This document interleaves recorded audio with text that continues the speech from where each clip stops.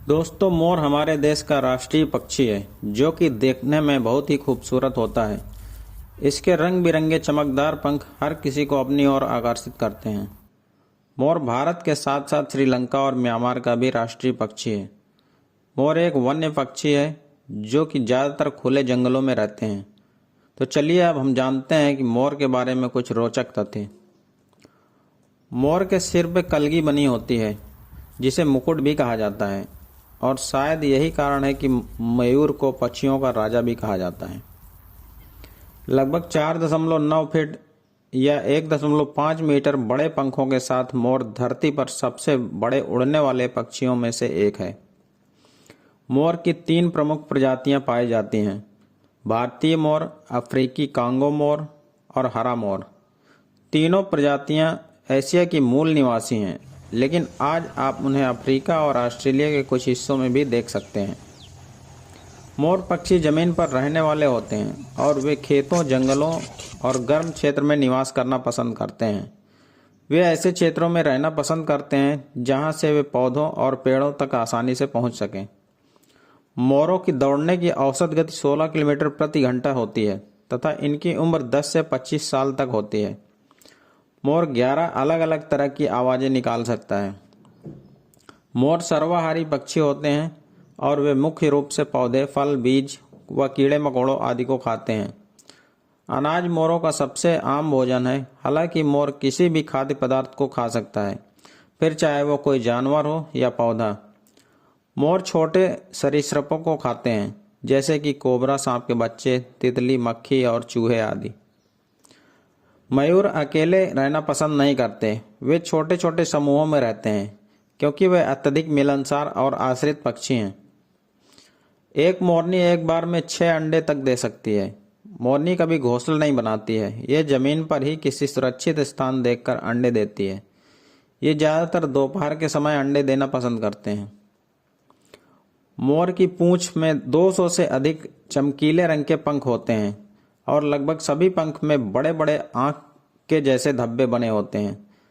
बसंत ऋतु में नर मोर मादा मोर को आकर्षित करने के लिए अपने पंख फैलाता है और नृत्य करता है।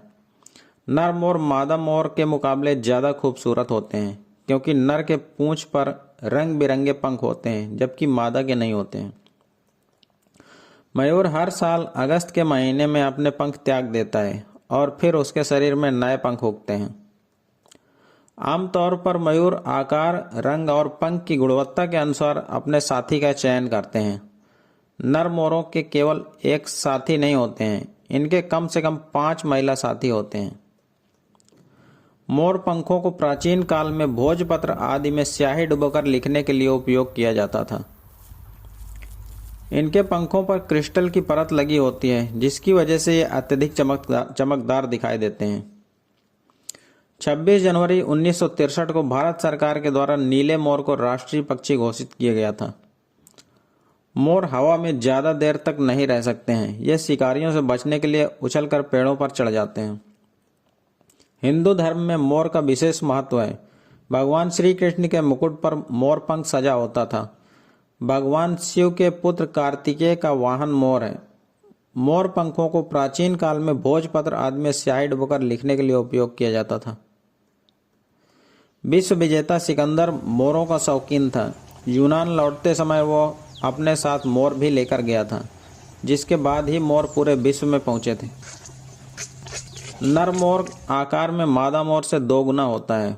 मोर का वजन 4 से 6 किलोग्राम तक हो सकता है, जबकि मोरनी का वजन लगभग 2.75 से 4 किलोग्राम तक हो सकता है।